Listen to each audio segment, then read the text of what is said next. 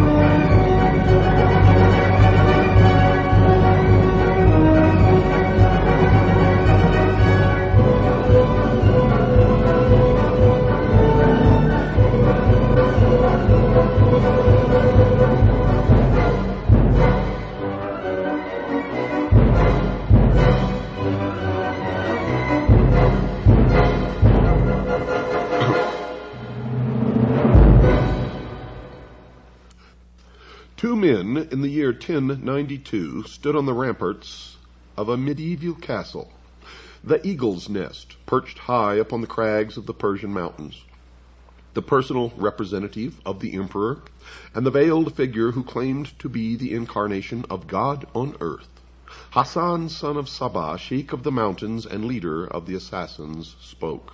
Quote, "You see that devotee standing guard on yonder turret top? Watch." Unquote. He made a signal. Instantly, the white-robed figure threw up his hands in salutation and cast himself 2,000 feet into the foaming torrent which surrounded the fortress. "I have 70,000 men and women throughout Asia, and each of them ready to do my bidding. Can your master, Malik Shah, say the same?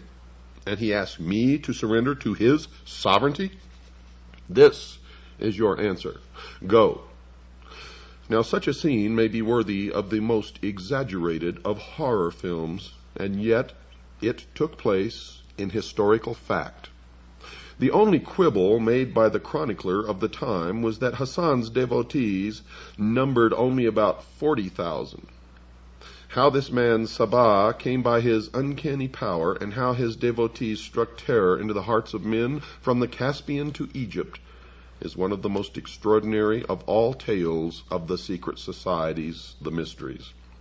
Today, the sect of the Hashishin, our druggers, still exists in the form of the Ismailis, our Ishmaelites, whose undisputed chief, endowed by them with divine attributes, is the Aga Khan. Like many another secret cult, the assassin organization was based upon an earlier association. And in order to understand how they worked and what their objectives were, we must begin with these roots. It must be remembered, dear listeners, that the followers of Islam in the 7th century A.D. split into two divisions: the Orthodox, who regard Muhammad as the bringer of divine inspiration, and the Shias, who consider that Ali, his successor, the fourth Imam or leader, was more important. It is with the Shias that we are concerned here. From the beginning of the split in the early days of Islam, the Shias relied for survival upon secrecy, organization, and initiation. Although the minority party in Islam, they believed that they could overcome the majority and eventually the whole world by superior organization and power. To this end, they started a number of societies which practiced secret rites in which the personality of Ali was worshipped, and whose rank and file were trained to struggle above all for the accomplishment of world dominion. One of the most successful secret societies which the Shias founded was centered around the abode of learning in Cairo, which was the training ground for fanatics who were conditioned by the most cunning methods to believe in a special divine mission. In order to do this, the original democratic Islamic ideas had to be overcome by skilled teachers acting under the orders of the Caliph of the Fatimites who ruled Egypt at that time. Members were enrolled on the understanding that they were to receive hidden power and timeless wisdom, which would enable them to become as important in life as some of the teachers. And you find these same precepts in every branch, in every nationality, on every continent where the mysteries prevail. The Caliph saw to it that the instructors were no ordinary men. The supreme judge was one of them. Another was the commander-in-chief of the army.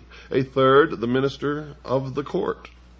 There was no lack of applicants. In any country where the highest officials of the realm formed a body of teachers, one would find the same thing.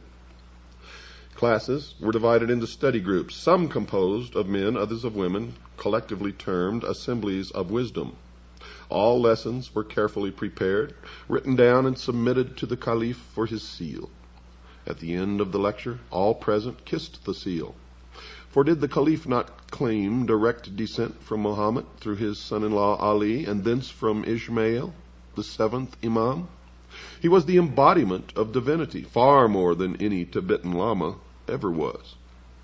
The university, lavishly endowed and possessing the best manuscripts and scientific instruments available, received a grant of 250,000 gold pieces annually from the Caliph.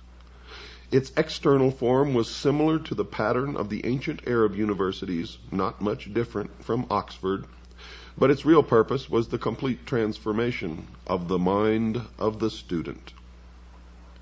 Students had to pass through 9 degrees of initiation, the same number that are claimed in the York Rite of Freemasonry. In the first, the teachers threw their pupils into a state of doubt about all conventional ideas, religious and political. They used false analogy and every other device of argument to make the aspirant believe that what he had been taught by his previous mentors was prejudiced and capable of being challenged. The effect of this, according to the Arab historian Makrizi, was to cause him to lean upon the personality of the teachers as the only possible source of the proper interpretation of facts. At the same time, the teachers hinted continually that formal knowledge was merely the cloak for hidden, inner, and powerful truth, whose secret would be imparted when the youth was ready to receive it.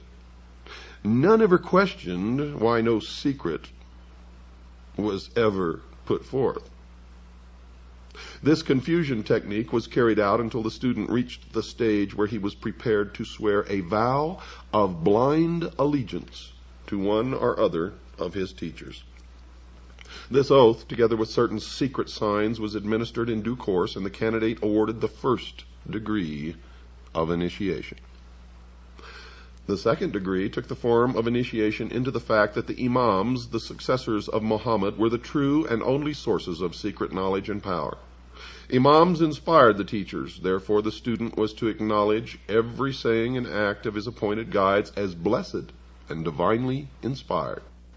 In the third degree, the esoteric names of the 7 imams were revealed, and the secret words by which they could be conjured, and by which the powers inherent in the very repetition of their names could be liberated and used for the individual, especially in the service of the sect. In the fourth degree, the succession of the 7 mystical lawgivers and magical personalities was given to the learner. These were characterized as Adam, Noah, Abraham, Moses, Jesus, Muhammad, and Ishmael. There were 7 mystical helpers: Seth, Shem, Ishmael, Aaron, Simon, Ali, and Muhammad, the sons of Ishmael. This last was dead, but he had a mysterious deputy who was the Lord of the time, authorized to give his instructions to the people of truth, as the Ismailis called themselves. This hidden figure gave the caliph the power to pretend that he was acting under even higher instructions. The fifth degree named 12 apostles under the 7 prophets, whose names and functions and magical powers were described. In this degree, the power to influence others by means of personal concentration was supposed to be taught. One writer claims that this was done merely by the repetition for a period of 3 years to train the mind of the magical word akzapti. To obtain the 6th degree involved instructions in the methods of analytical and destructive argument, in which the postulant had to pass a very stiff examination. The 7th degree brought revelations of the great secret that all humanity and all creation were one, and every single thing was a part of the whole, which included the creative and destructive power, the androgynous God. But as an Ismaili, the individual could make use of the power which was ready to be awakened within him and overcome those who knew nothing of the immense potential of the rest of humanity. This power came through the aid of the mysterious power called the Lord of the Time. To qualify for the 8th degree, the aspirant had to believe that all religion, philosophy, and the like were fraudulent. All that mattered was the individual, who could attain fulfillment only through servitude to the greatest developed power, the Imam. The 9th and last degree brought the revelation of the secret that there was no such thing as belief. All that mattered was action, and the only possessor of the reasons for carrying out any action was the chief of the sect. As a secret society, the organization of the Ismailis, as outlined above, was undoubtedly powerful and seemed likely to produce a large number of devotees who would blindly obey the orders of whomever was in control of the edifice. But, as with many other bodies of this kind, there were severe limitations from the point of view of effectiveness. Perhaps the phase of revolt or subversion planned by the society did not in the end get underway. Perhaps it was not intended to work by any other means than training the individual. Be that as it may, its real success extended abroad only to Baghdad in 1058, where a member gained temporary control of Baghdad and coined money in the Egyptian caliph's name. Now this sultan was slain by the Turks, who now entered the picture, and the Cairo headquarters was also threatened. By 1123, the society was closed down by the vizier Afdal. The rise of Turkish power seemed to have discouraged the expansionist Cairo sect so strongly that they almost faded out, and very little is heard of them after that date. It was left to Hassan, son of Sabah, the old man of the mountains, to perfect the system of the ailing secret society and found an organization which has endured for another 1,000 years. Who was Hassan? Well, he was the son of a Shia, Ali worshipper, in Khorasan, a most bigoted man who claimed that his ancestors were Arabs from Kufa. Now, this assumption was probably due to the fact that such a lineage bolstered up claims to religious importance then as now among Muslims. You see, the people of the neighborhood, many of them also Shias, stated very decisively that this Ali was a Persian, and so were his forebears. So it is generally thought that this is the truer version. As the governor of the province was an Orthodox Muslim, Ali spared no efforts to assume the same guise. Now, this is considered to be completely permissible, the doctrine of intelligent dissimulation. As there was some doubt as to his reliability in the religious sense, he retired into a monastic retreat and sent his son Hassan to an Orthodox school. This school was no ordinary one. It was a circle of disciples presided over by the redoubtable Imam Muwafiq, about whom it was said that every individual who enrolled under him eventually rose to great power. It was here that Hassan met Omar Khayyam, the tent-maker poet and astronomer, later to be the poet laureate of Persia. Another of his schoolmates was Nizam al-Mulk, who rose from peasanthood to become prime minister. These three made a pact, according to Nizam's autobiography, whereby whichever one rose to high office first would help the others. And that tenet has survived to this day. It is how their own infiltrate all levels of society, military, and government, and then pull their brothers up into positions below them. It is the method for infiltrating and controlling large masses, populations, governments, military organizations, and society as a whole. Nizam, the courtier, became vizier to Alp Arslan, the Turkish Sultan of Persia, in a very relatively short time. He helped Omar in accordance with his vow and secured him a pension which gave him a life of ease and indulgence in his beloved Nishapur, where many of his Rubaiyat poems were written. Meanwhile, Hassan remained in obscurity, wandering through the Middle East, waiting for his chance to attain the power of which he had dreamed. Arslan, the lion, died and was succeeded by Malik Shah. Suddenly, Hassan presented himself to Nizam, demanding to be given a place at court. Delighted to fulfill his childhood vow, the vizier obtained for him a favored place and relates what transpired thus in his autobiography. Quote, I had him made a minister by my strong and extravagant recommendations. Like his father, however, he proved to be a fraud, hypocrite, and a self-seeking villain. He was so clever at dissimulation that he appeared to be pious when he was not, and before long he had somehow completely captured the mind of the Shah. Unquote. Now, Malik Shah was young, and Hassan was trained in the Shia art of winning people over by apparent honesty, which means it has the appearance or the look of honesty, but truly is not. Just as the notice of apparent violations sent by the FCC. But Nizam was still the most important man of the realm, with an impressive record of honest dealing and achievements. Hassan decided to eliminate him. The king had asked in that year, 1078, for a complete accounting of the revenue and expenditure of the empire, and Nizam told him that this would take over a year. Hassan, on the other hand, claimed that the whole work could be done in 40 days and offered to prove it. There's that 40 days again. The task was assigned to him, and the accounts were prepared in the specified time. Something went wrong at this point. The balance of historical opinion holds that Nizam struck back at the last moment, saying, quote, By Allah, this man will destroy us all unless he is rendered harmless, though I cannot kill my playmate. Unquote.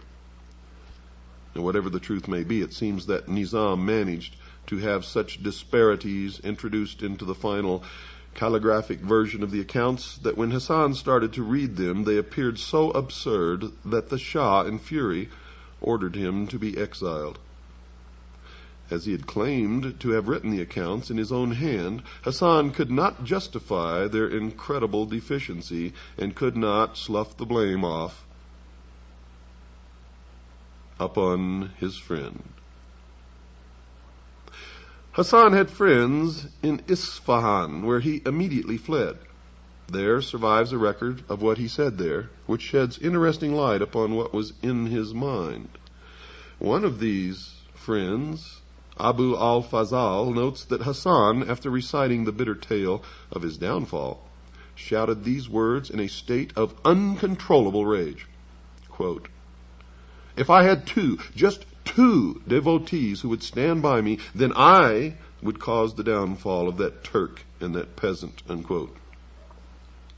Fazal concluded that Hassan had taken leave of his senses and tried to get him out of this ugly mood. Hassan took umbrage and insisted that he was working on a plan and that he would have his revenge. He set off for Egypt, there to mature his plans. Fazal was himself later to become a devotee of the assassin chief, and Hassan, 2 decades later, reminded him of that day in Isfahan. "Here I am at Alamut, master of all I survey, and more. The Sultan and the peasant vizier are dead. Have I not kept my vow? Was I the madman you thought me to be? I found my 2 devotees who were necessary to my plans." Unquote. Hassan himself takes up the story of how his fortunes fared after the flight from Persia. He had been brought up in the secret doctrines of Ismailism, the Arab branch of the mysteries, and recognized the possibilities of power inherent in such a system. He knew that in Cairo there was a powerful nucleus of the society, and if we are to believe the words of Fazal, he already had a plan whereby he could turn their followers into disciplined, devoted fanatics willing to die for a leader. What was this plan? Well, he had decided that it was not enough to promise paradise, fulfillment, eternal joy to people.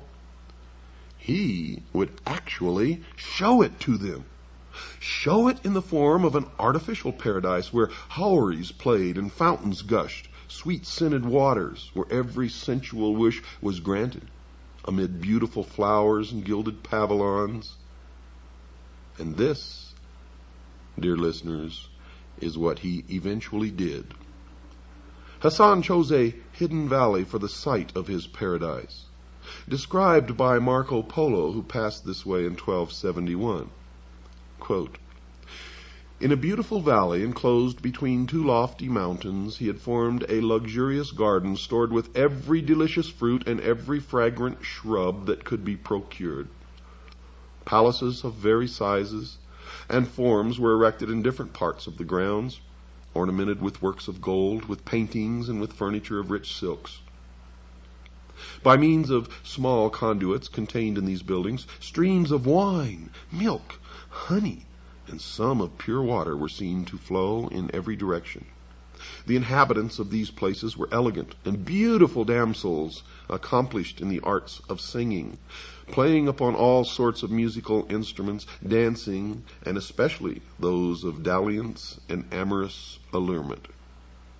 Clothed in rich dresses, they were seen continually sporting and amusing themselves in the garden and pavilions, their female guardians being confined within doors and never allowed to appear. The object which the chief had in view in forming a garden of this fascinating kind was simply this: that Mohammed, having promised to those who should obey his will the enjoyments of paradise, where every species of sensual gratification should be found in the society of beautiful nymphs, he was desirous of it being understood by his followers that he also was a prophet and a compeer of Muhammad, and had the power of admitting to paradise such as he and he alone should choose to favor. In that order, And in order that none without his license should find their way into this delicious valley, he caused a strong and inexpugnable castle to be erected at the opening to it, through which the entry was by a secret passage, and thus the legend of Shambhala, or the paradise in the mountains, a valley of lush greenery, unending fruits, fair, beautiful maidens. Thus the legend began. Hassan began to attract young men from the surrounding countryside between the ages of 12 and 20, particularly those whom he marked out as possible material for the production of killers. And every day he held court, a reception at which he spoke of the delights of paradise, and at certain times he caused draughts of a soporific nature to be administered to 10 or sometimes a dozen youths. And when half dead with sleep, drugged out of their minds, he had them conveyed to the several places and apartments of the garden. Upon awakening from this state of lethargy, their senses were struck by all the delightful objects, and each perceiving himself surrounded by lovely damsels, singing, playing, and attracting his regards by the most fascinating caresses, serving him also with delicious viands and exquisite wines, until, intoxicated with excess and enjoyment, amidst actual, real rivers of milk and wine, he believed himself assuredly in paradise, and felt an unwillingness to relinquish its delights. When 4 or 5 days had thus been passed, they were thrown once more into a state of somnolency, and drugged and carried out of the garden. Then, upon being carried to his presence and questioned by him as to where they had been, their answer was, "In paradise, through the favor of your highness." And then, before the whole court, who listened to them with eager astonishment and curiosity, they gave a circumstantial account of the scenes to which they had been witnesses. The chief, thereupon addressing them, said, quote, "We have the assurance of our prophet that he who defends his Lord shall inherit paradise. And if you show yourselves to be devoted to the obedience of my orders, that happy lot awaits you," unquote. Now, suicide was at first attempted by some to be able to return to the paradise that they had just left, not knowing that it was an illusion. But the survivors were early told that only death in the obedience of Hassan's orders could give the key to paradise. And in the 11th century, it was not only credulous Persian peasants who would have believed such things were true. Even among the more sophisticated people, the reality of the gardens and houris of paradise were completely accepted. True, a good many Sufis preached that the garden was allegorical, but that still left more than a few people who believed that they could trust the evidence of their senses. The Ancient Art of Imposture by Abdul Rahman of Damascus gives away another trick of Hassan's. You see, he had a deep, narrow pit sunk into the floor of his audience chamber. One of his disciples stood in this in such a way that his head and neck alone were visible above the floor. And around the neck was placed a circular dish in 2 pieces which fitted together, with a hole in the middle.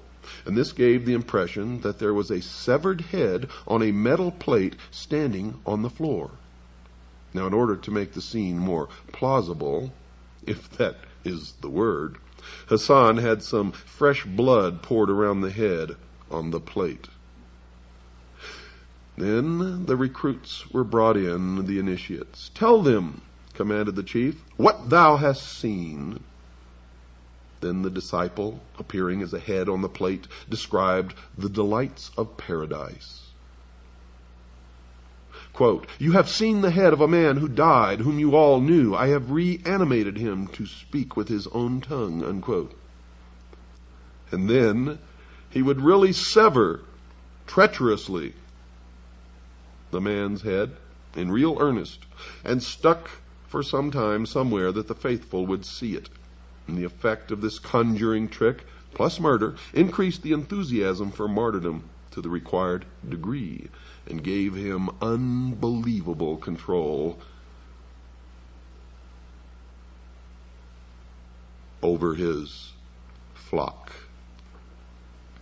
There are many documented instances of the recklessness of the Fidaean devotees of the Ismailis, one witness being a Westerner who was treated a century later to a similar spectacle to that which had appalled the envoy of Malik Shah.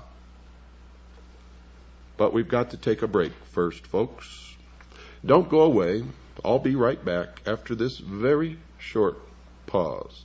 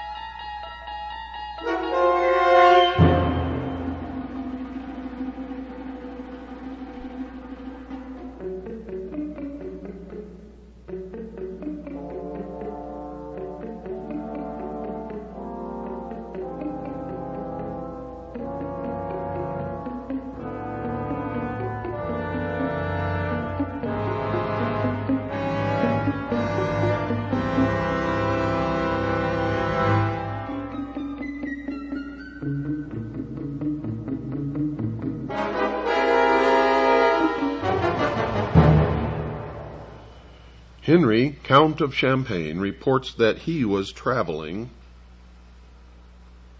in 1194 through Ismaili territory. Quote, "The chief sent some persons to salute him and beg that on his return he would stop at and partake of the hospitality of the castle. The count accepted the invitation. As he returned, the Dai el-Kibir, our great missionary, advanced to meet him, showed him every mark of honor, and let him view his castle and fortresses. Having passed through several, they came at length to one of the towers, which rose to an exceeding height. On each tower stood 2 sentinels clad in white. 'These,' said the chief, pointing to them, 'obey me far better than the subjects of your Christians obey their lords.' And at a given signal, 2 of them flung themselves down and were dashed to pieces. 'If you wish,' said he to the astonished count, 'all my white ones shall do the same.' The benevolent count shrank from the proposal and candidly avowed that no Christian prince could presume to look for such obedience from his subjects. When he was departing with many valuable presents, the chief said to him meaningly, 'By means of these trusty servants, I get rid of the enemies of our society.'" Unquote. Now, further details of the mentality of Hassan are given in what is supposed to be an autobiographical account of his early days. And it probably is, in fact, such because the method of his conversion does seem to follow the pattern which has been observed in fanatics of whatever religious or political persuasion. He was, he says, reared in the belief of the divine right of the imams by his father. He early met an Ismaili missionary, Emir Dareb, with whom he argued strenuously against the emir's particular form of the creed. Then, some time later, he went through a bout of severe illness in which he feared to die and began to think that the Ismaili doctrine might really be the road to redemption and paradise. If he died unconverted, he might be damned. Thus it was that as soon as he recovered, he sought out another Ismaili propagandist, Abu Najam, and then others. Eventually, he went to Egypt to study the creed at its headquarters. He was received with honor by the Caliph due to his former position at the court of Malik Shah. In order to increase their own importance, the high officials of the court made a good deal of public play of the significance of the new convert, but this fact seemed in the end to help Hassan more than it did them. He entered into political intrigue and was arrested, then confined in a fortress. No sooner had he entered the prison than a minaret collapsed, and in some unexplained way this was interpreted as an omen that Hassan was in reality a divinely protected person. The Caliph, hurriedly making Hassan a number of valuable gifts, had him put aboard a ship sailing for northwest Africa. This gave him the funds which he was to use for setting up his paradise, and also, through some quirk of fate, the disciples whom he sought. A tremendous storm blew up, terrifying the captain, crew, and passengers alike. Prayers were held, and Hassan was asked to join. He refused. Quote, "The storm is my doing. How can I pray that it abate?" unquote, he asked. And then says this, quote, "I have indicated the displeasure of the Almighty. If we sink, I shall not die, for I am immortal. If you want to be saved, believe in me, and I shall subdue the winds," unquote. Well, at first, the offer was not accepted. Presently, however, when the ship seemed on the point of capsizing, the desperate passengers came to him and swore eternal allegiance. Hassan was still very calm, and continued so until the storm abated. The ship was then driven on to the seacoast of Syria, where Hassan disembarked together with 2 of the merchant passengers who became his first real disciples. Hassan was not yet ready for the fulfillment of his destiny as he saw it for the time being. He was traveling under the guise of a missionary of the Caliph in Cairo. From Aleppo he went to Baghdad, seeking a headquarters where he should be safe from interference and where he yet could become powerful enough to expand. Into Persia the road led him, traveling through the country, making converts to his ideas, which were still apparently strongly based upon the secret doctrines of the Egyptian Ismailis. Everywhere he created a really devoted disciple, Arfidei. He bade him stay and try to enlarge the circle of his followers. These circles became hatching grounds for the production of self-sacrificers, the initiates, who were drawn from the ranks of the most promising ordinary converts. Thus it was that miniature training centers, modeled upon the abode of learning, were in being within a very few months of his return to his homeland. During his travels, a trusted lieutenant, one Hussein Kahini, reported that the Iraqi district where the fortress of Al-Umat was situated seemed to be an ideal place for proselytism. Most of the ordinary people of that place, in fact, had been persuaded into the Ismaili way of thinking. The only obstacle was the government. Ali Mahdi, who looked upon the Caliph of Baghdad as his spiritual and temporal lord. The first converts were expelled from the country.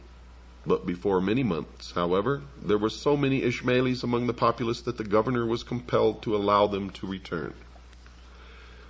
Hassan, though he would not brook, would not allow him.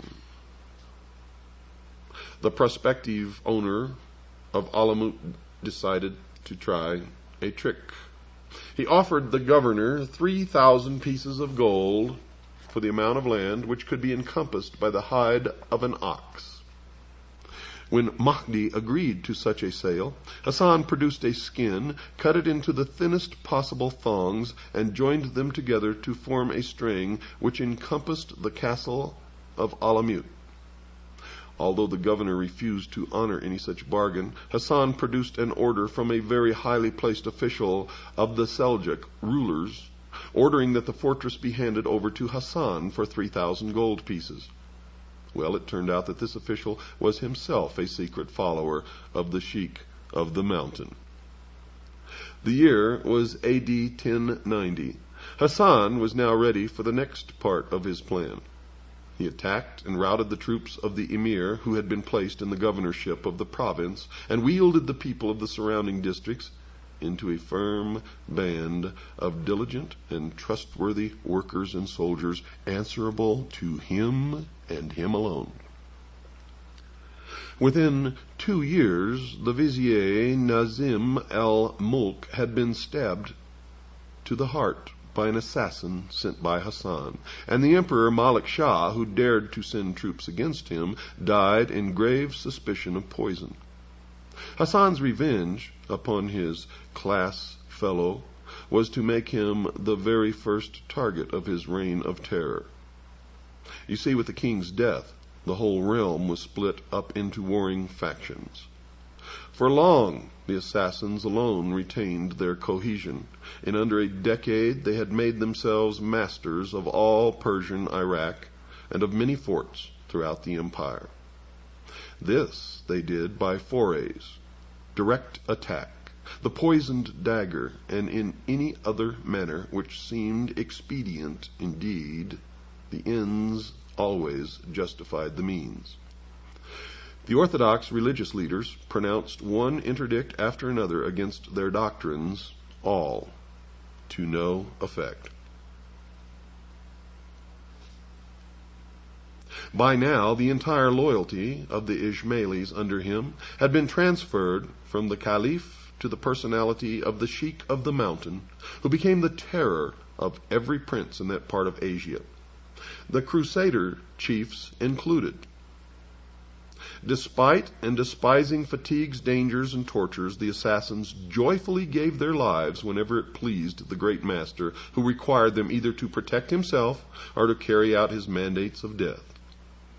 The victim, having been pointed out, the faithful, clothed in a white tunic with a red sash, the colors of innocence and blood, went on their mission without being deterred by distance or danger.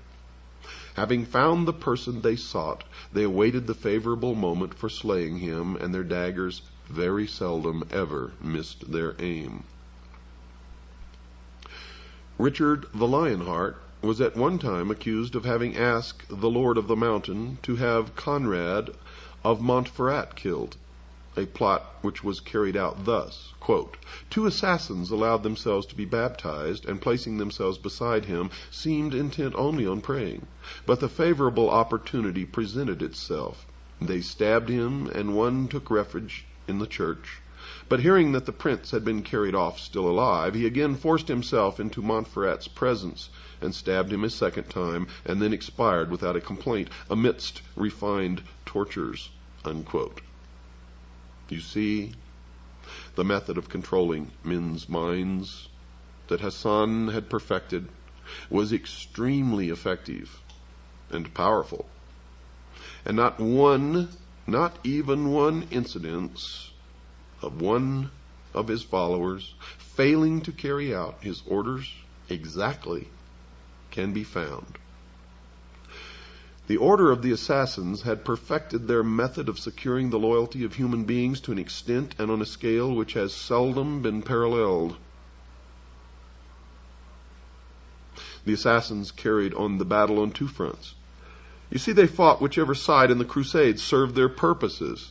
They fought with the Knights Templar, and they fought against the Knights Templars. At the same time, they continued the struggle against the Persians.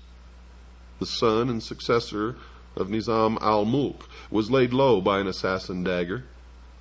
The Sultan, who had succeeded his father, Malik Shah, and gained power over most of his territories, was marching against them. One morning, however, he woke with an assassin weapon stuck neatly into the ground near his head. Within it was a note warning him to call off the proposed siege of Alamut. Well, he came to terms with the assassins after that, powerful ruler though he undoubtedly was. You see, the assassins eventually had what amounted to a free hand in exchange for a pact by which they promised to reduce their military power.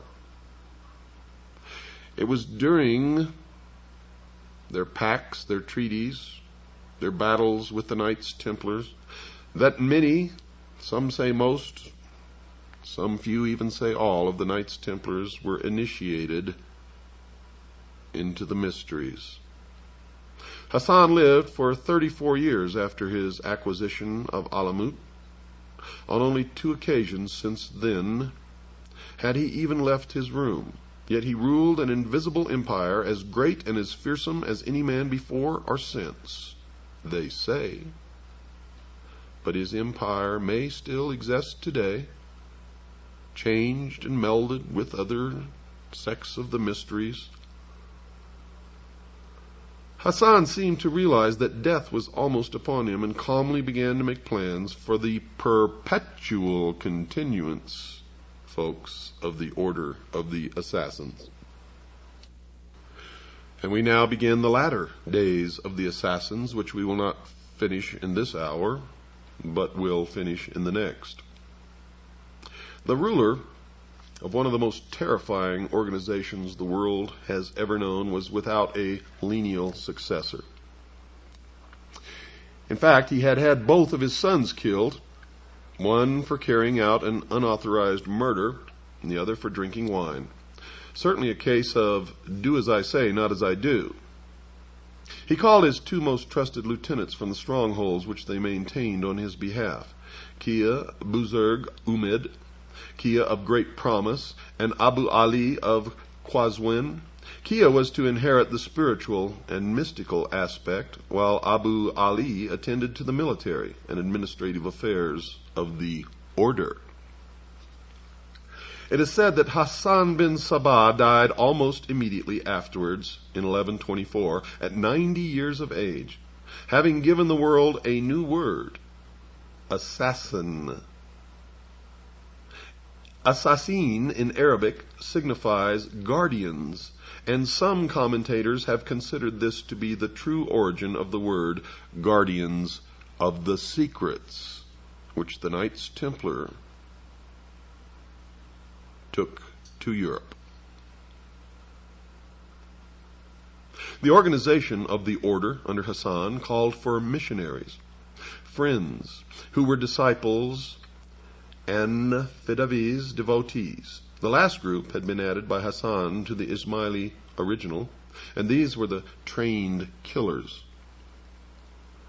Fidavis wore white with a girdle cap or boots of red. In addition to careful coaching in where and when to place the dagger in the victim's bosom, they were trained in such things as languages, the dress and manners of monks, merchants, and soldiers, any of whom they were ready to impersonate in carrying out their mission. The chief was known as Sayyidna, which means our prince or leader, and popularly, because of the mountain stronghold of Alamut, as the Sheikh of the mountain. Now, Alamut, or the stronghold on the mountain, was also known as the Eagle's Nest. And this is what Hitler named his mountain retreat. And there's also an Eagle's Nest near Santa Barbara, California, which very few people know anything about yet. Now, the Sheikh of the Mountain is the figure referred to in Crusaders' writings as Sidney, or Sinex de Monte, the first word being a literal translation of the word pir, Persian for ancient or sage. There were 3 great missionaries who ruled 3 territories. After the Friends and Fidavis came to the Laziks, aspirants who were being trained for membership of the society but were as yet uninitiated. Now, Hassan reduced the original number of degrees of initiation from 9 to the mystical number of 7. A similar number of regulations formed the rules of the order. This, in fact, comprised the working plan of the spreading of the faith. The first rule was that the missionary must know human psychology in such a way as to be able to select suitable people for admission to the cult, and was summed up in the mnemonic, quote, cast no seed upon rocks, unquote. The second rule of procedure was the application of flattery and gaining the confidence of the prospective member. Third came the casting of doubt into the mind by superior knowledge. Fourthly, the teacher must apply an oath to the student never to betray any of the truths which were to be revealed to him. Now he was told as the fifth stage that Ishmaelism was a powerful secret organization, supported by some of the most important figures of the time. After this, the aspirant was questioned and studied to discover whether he had absorbed the opinions of the teacher and attached himself sufficiently into a position of dependence upon his ideas. And at this stage, he was asked to meditate upon the meaning of the reported saying of the prophet that, quote, paradise lies in the shadow of swords, unquote. In the final degree, many difficult passages of the Quran were explained in terms of allegory. How is it that the rules of this extraordinarily successful order are known in such detail? Well, it so happened that when the Mongols eventually overthrew Alamut by force of arms, their chief, Halaku, meaning destruction, Khan, asked his chief minister to examine their library.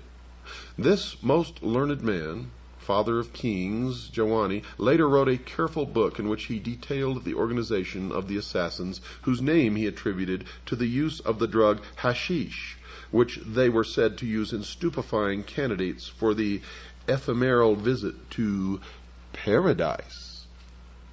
It is possible that recruits were made in another way than by selecting gullible, fully grown youths. Legend has it that Hassan, once master of Alamut, used to buy unwanted children from their parents and train them in implicit obedience and with the sole desire to die in his service. Buzurg Umid, meaning great promise, the second Grand Master is still used today, folks, maintained the power of the assassins on much the same pattern. Building new forts, gaining fresh converts, terrorizing those whom he did not want to have killed, and using them to further his design of world conquest. Sultan Sanjar of Persia, in spite of several expeditions against the Viper's Nest, as Alumat was now being called, could do little about him. Viper's Nest was the term given by the assassin's enemies. The assassins themselves called it the Eagle's Nest. Ambassadors on each side were slain. A notable religious leader was captured by the assassins, given a mock trial, and flung into a furnace. The Grand Master at this time seldom put on the field more than 2,000 men at a time. But it must be remembered that they were killers, acting under an iron discipline, and more than a match for any organized army that they might ever have to face. Now the order began to spread in Syria, where the continued contact with the Crusaders was established. The warriors of the cross were in fairly effective control of an area extending from the Egyptian border to Armenia in the north. Bahram, a Persian leader of the assassin cult from Astrabad, gained control of a mighty fortress in Syria in the region known as the Valley of Demons, Wadi al-Jan, and from there spread out from one fort to another. The Grand Prior, Bahram, now moved to an even more substantial fortified place, Masyat. Bahram's successor, Ismail, the lash-bearer, planted a trained devotee on the saintly vizier of Baghdad, into whose confidence he worked his way to such an extent that this assassin, now called the Father of Trust, was actually made Grand Judge of Baghdad. The Crusaders had by now been about 30 years in the Holy Land, and the assassins decided that they could usefully form an alliance with them aimed against Baghdad. A secret treaty was therefore made between the Grand Master and Baldwin II, King of Jerusalem, whereby the Ismaili Grand Judge would have opened the gates of Baghdad treacherously to the Crusaders if the fortified city of Tyre were handed over to the assassins for their part in the transaction. Well, as with most plans, something went wrong. The judge had ordered an underling to open the city gates. This service had told the military commander of Damascus, who lost no time in killing the man, the vizier, and 6,000 people believed to be secret assassins within the city. The Damascus garrison fell upon the Crusaders and beat them back in a thunderstorm which the Christian warriors attributed to divine anger at their unworthy pact, and the assassins as an attempt by the powers of nature to allow the Crusaders into the city under its cover. Meanwhile, the Grand Master was indulging in an orgy of destruction of individual rulers who opposed his creed. The list is interminable, but this is a fair example. Quote, the celebrated Aksunkur, Prince of Mosul, was a warrior equally dreaded by the Christians and the assassins. As this prince, on his return from Ma'ara Mazrin, where the Moslem and Christian hosts had parted without venturing to engage, entered the mosque at Mosul to perform his devotions, he was attacked at the moment when he was about to take his usual seat by not one, but 8 assassins, disguised as dervishes. 3 of them fell below the blows of the valiant emir, but ere his people could come to his aid, he had received his death wound and expired. Unquote. The fanaticism which inspired the killers was shared, it seemed, by other members of their families, who had been thoroughly trained in the bloody creed. For the historian Kamal el-Din relates, on this occasion, when the mother of one of the youths who attempted Aksunkur's life heard that he had been slain, she painted her face and donned the gayest raiment and ornaments, rejoicing that her son had been found worthy to die the glorious death of a martyr in the cause of the Imam. But when she saw him return alive and unscathed, she cut off her hair and blackened her countenance and would not be comforted. Things thus continued for the 14 years and a quarter of the second Grand Master's rule, when he died to nominate his son Kia Muhammad as his successor. Under Muhammad, the killings continued. A part of the seacoast of Palestine came into assassin hands, and the cult leaders reaffirmed their overly belief in Orthodox Islam. In public, Ismailis were ordinary Muslims. The secret doctrine of the divinely guided leader was not to be discussed with the uninitiated. Don't miss tomorrow night's show. Good night, and God bless each and every one of you.